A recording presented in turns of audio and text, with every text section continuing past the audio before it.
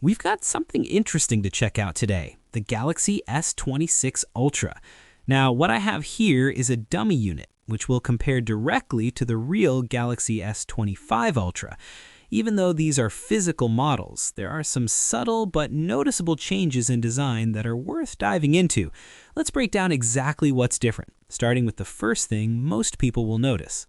Right off the bat, the S26 Ultra is ever so slightly slimmer than the S25 Ultra.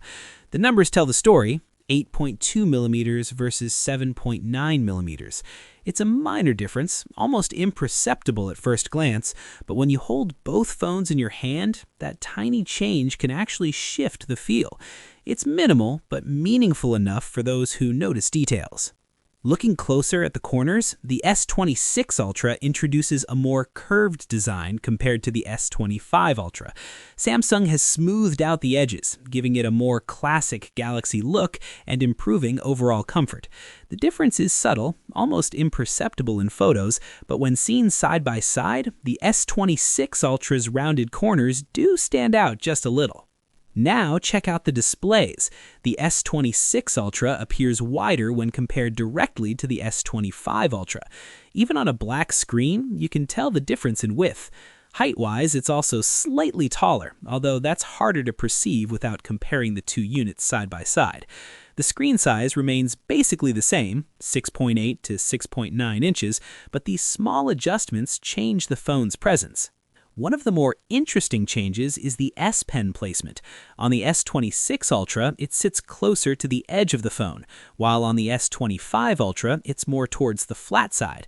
You can't pop it out on the dummy, but visually, it's easy to see the adjustment. This tweak likely ties into the phone's thinner profile, which is clever engineering in action. Flipping the phones over, the camera layout has seen some design refinement. While the core setup is consistent, the S26 Ultra adopts a bracket around the lenses, similar to what we've seen on the Galaxy Z Fold 7. It's a stylistic change that some will like and others may not, but it integrates the cameras into the overall design in a subtle, modern way. Even the black rings around the lenses get a minor upgrade. They make the cameras appear larger, contrasting with the clean bracket design. While this may seem like a small detail, it's part of Samsung's effort to balance aesthetics and functionality, giving the phone a more premium, thoughtful look without changing the core hardware. Moving to the buttons and ports, there's almost no change here. Buttons sit in the same place, and the top and bottom layouts, microphones, speaker grills, USB-C port, remain consistent. Even the SIM tray is in the same spot. So while there are refinements elsewhere, Samsung kept the familiar ergonomics intact. Looking closer at the front-facing camera, the dummy doesn't show much, but the S26 Ultra will have a slightly larger camera hole for wider selfies. Case manufacturers won't worry about it, but for users who care about subtle display differences, it's another minor improvement that complements the design tweaks elsewhere. The camera bump itself hasn't changed significantly in height or shape. The real difference is in the surrounding design, with the bracket and positioning refinements giving a cleaner, more cohesive look. The phones are fundamentally similar here, but these visual cues help differentiate the S26 Ultra from its predecessor. Summarizing the main physical differences, the S26 Ultra is taller, wider, and thinner with more rounded corners. The S Pen sits closer to the edge, the front camera hole is larger, and there are updated color options.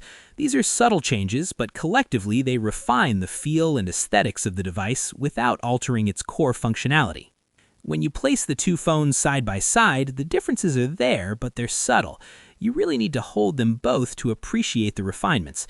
The S26 Ultra's tweaks improve comfort, usability, and design flow, but it's not a radical redesign. It's more about evolution than revolution. So, what's your take? Side by side, which one do you prefer? The S25 Ultra, which many already love, or the refined S26 Ultra with its subtle upgrades? Once the real unit lands, it'll be even easier to judge. For now, this dummy gives us a clear peek at where Samsung is heading. Thanks for watching Tech Torch, and we'll catch you in the next deep dive.